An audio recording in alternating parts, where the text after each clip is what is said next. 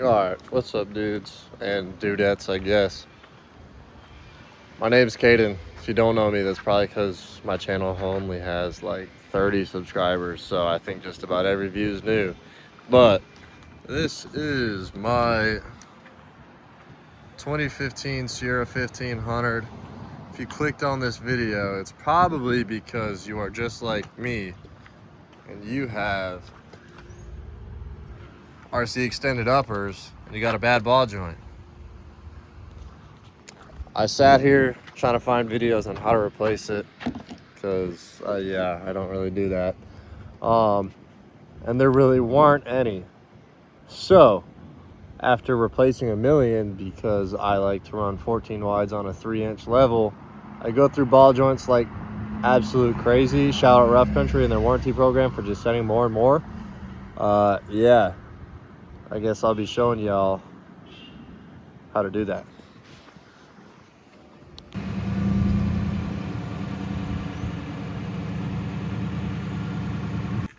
All right, so obviously your replacement from Rough Country should look like this.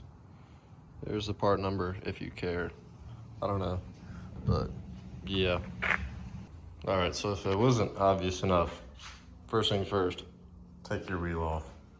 I guess really all you're gonna need is obviously a jack, 18 mil ratcheting wrench. If not a ratcheting wrench, then a socket works fine, but it's easier with a ratcheting wrench. Gonna need a 21 and a 10. And then a big hammer also helps. So first things first, you're gonna jack up your wheel, like right under where the shock connects. And then I'll show you from there. Also, first things first, take your 10 and disconnect that off your control arm, as well as that off your knuckle. Okay, so boom, right? Now that you got it jacked up, take some pressure off your upper ball joint and tie rod. You're gonna wanna take your 18, take that off, and then as well as your 21, and take your tie rod off. You don't need to take the tie rod off, but when you do, it allows a lot more play in the knuckle just to move it out of the way. Yeah. Okay, so boom, right? Once you get it popped, obviously lower the jack, give you all that room. Gonna get you your ball joint press kit. All right, then you wanna get your ball joint press with something that obviously fits around that top lip, and then something that'll press that ball joint up. For now, this doesn't matter because that boot is already destroyed. All right, so yeah, after cranking on it enough, that bastard will come out, believe it or not. So now, it's just as simple as grab the new, obviously make sure you take that little thread sleeve off. This is very important right here, according to the instructions. Take this grease nipple off, little Zerk fitting, and then after that, when you put it in, you'll notice there's a little notch right there. If you look inside the control arm, there is also a notch where it lines up. Make sure you do that.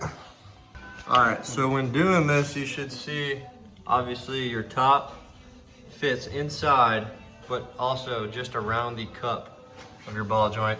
And then the bottom, make sure that fits around the whole bottom so you don't dig into the bottom of the control arm. I got this kit personally from Advanced, but yep. All right, dudes, once you crank it, you should see it is fully seated. There's a bunch of grease because I didn't wipe the old shit out, but yep. Make sure you put that Zerk fitting back in. So where I messed up with my last like 3 sets is I was always taught when you pump up a freaking ball joint tie rod, fill it until it's pouring out. Do not do that. These Rough Country ball joints come pre-greased, so really just put like 1 or 2 pumps in them. Yep. Now, really all you're doing is everything in reverse. All right, dudes, I guess, yeah, it's really just that simple. I mean, I've also done this like 6 times, but that's what happens when you stack levels and run 14 wides. Yeah, I mean, I guess really just the big thing is kind of like I said, make sure you have only like 1 or 2 pumps of grease in that ball joint, because that's why I think I keep going through them so much. And yeah, just make sure everything's tightened down. But yeah, I mean, I guess that's it for the ball joint. I guess we'll keep it in the same video, but we're about to do a 3-inch level on Drew's truck.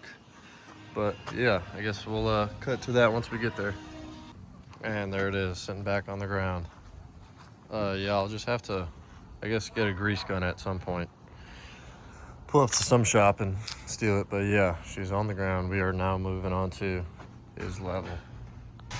All right, so when you're doing a 3-inch level on these, first thing you want to do is pop that sway bar end link on both sides. You don't need to, but when you do, it takes all the pressure off both sides. Makes everything way easier.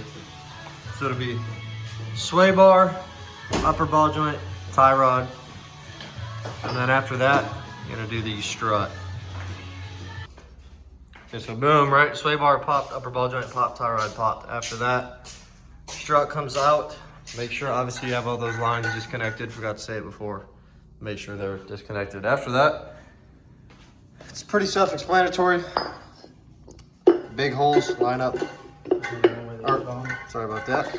Little holes line up. It only fits one way once they do. Use the original nuts that were off the top.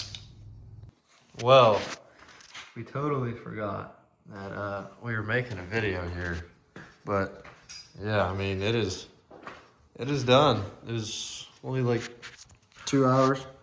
All we got now is just sway bar links, but you just do that on the ground. But yeah, it is level.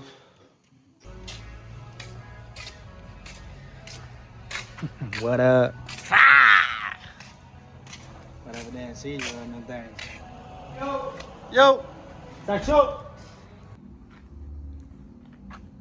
Well, I guess that concludes it. I know it wasn't very in-depth, but I guess it gives you all the tips I wish I would have had. But yeah, appreciate it for watching, and yeah, I'll probably post eventually again, but yeah, dose.